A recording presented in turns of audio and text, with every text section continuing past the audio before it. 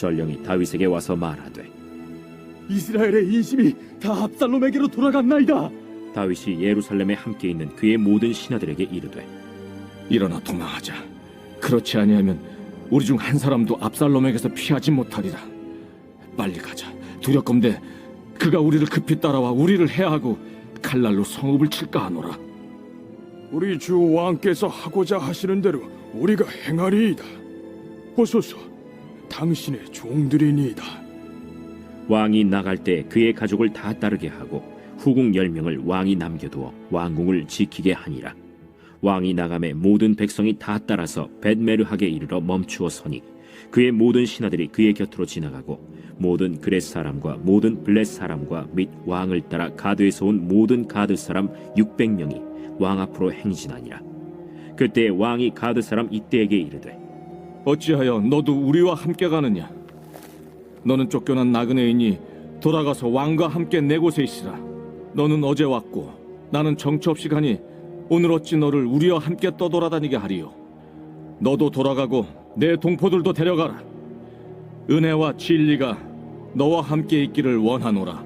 이때가 왕께 대답하여 이르되 여호와의 살아계심과 내 주 왕의 살아계심으로 맹세하옵나니 진실로 내 주 왕께서 어느 곳에 계시든지 사나 죽으나 종도 그곳에 있겠나이다. 앞서 건너가라.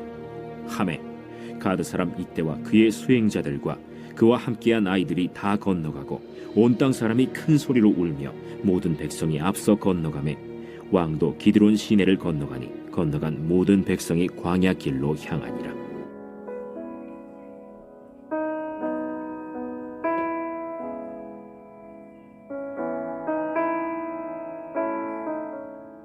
이 싸움의 기술 중에 36개의 주랭랑이라는 것이 있습니다.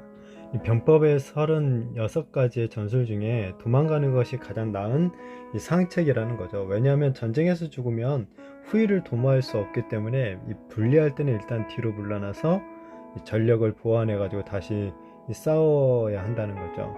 그러니까 물러나야 할 때 물러날 수 있는 용기를 가리키는 의미로 이 36개 주랭랑이 사실은 쓰이는 겁니다. 그래서 단순히 뭐 비겁하게 도망하는 것을 비꼬는 말만은 아닌 거죠.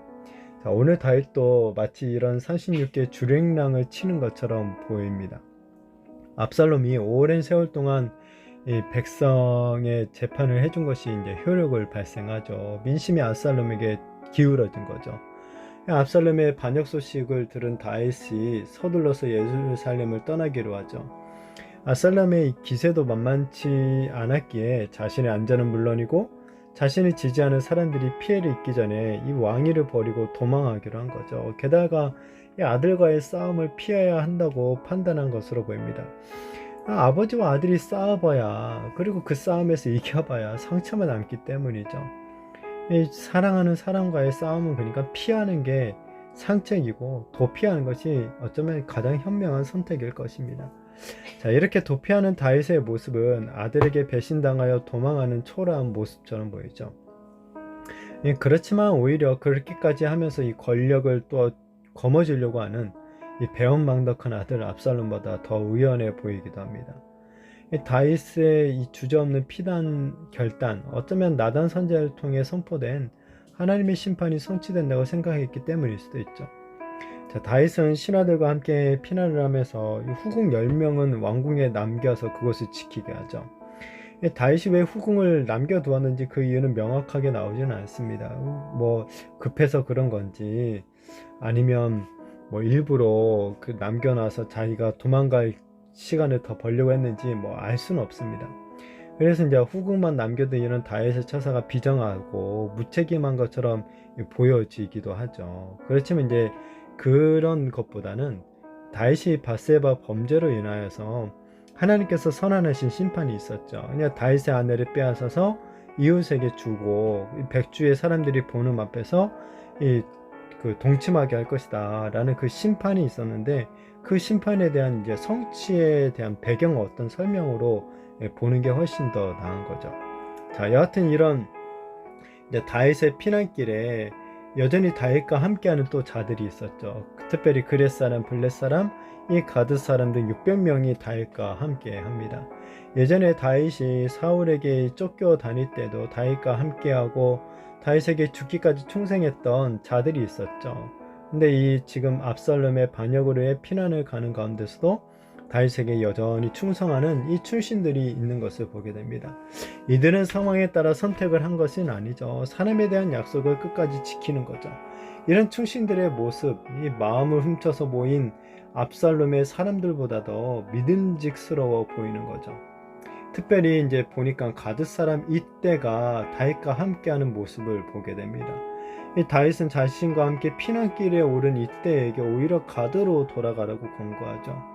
왜냐하면 이때는 외국인이에요. 그래서 이스라엘의 이런 내전에 휘말릴 필요가 전혀 없는 그런 사람인 거죠. 게다가 다윗의 앞날이 사실 지금 어떻게 될지 장담할 수도 없는 상황이었기 때문에 다윗은 이때와 그리고 그와 함께한 이 사람들을 데리고 고향으로 돌아가는 것이 훨씬 낫다고 제안을 한 거죠.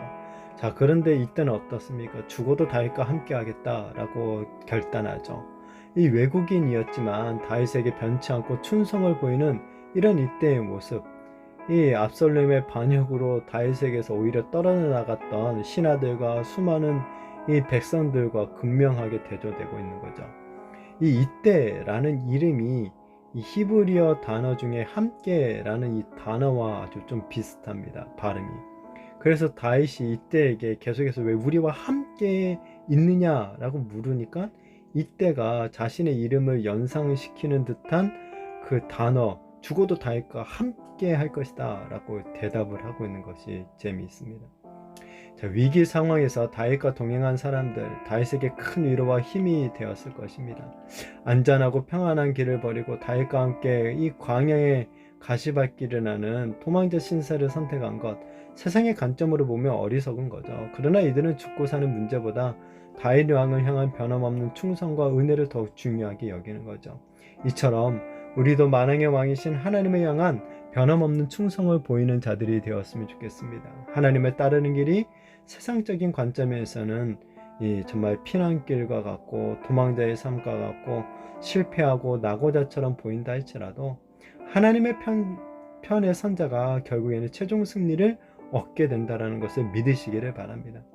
피하고 도망하는 것이 항상 이 비겁한 행동만은 아닙니다. 어쩌면 주랭랑이 싸우는 것보다 더 큰 용기일 수도 있어요. 또한 위기의 순간에 같이 울고 믿어주는 그런 사람들이 있다면 모든 것이 정상으로 회복될 때가 이르게 될 줄로 믿으시기를 바랍니다. 그리고 무엇보다 우리의 위기의 순간에도 언제나 변함없이 우리와 함께 하시고 우리를 위로해 주시는 우리 주님께서 우리를 반드시 회복시켜 주시고 구원해 주실 것을 또한 온전히 믿으시기를 바랍니다. 그래서 그 믿음을 가지고 우리가 더욱더 주님 편에 서서 정말 충성스러운 그런 자들이 되어지기를, 그런 충성스러운 저와 우리 성도님들이 되어지기를 예수님의 이름으로 축복합니다.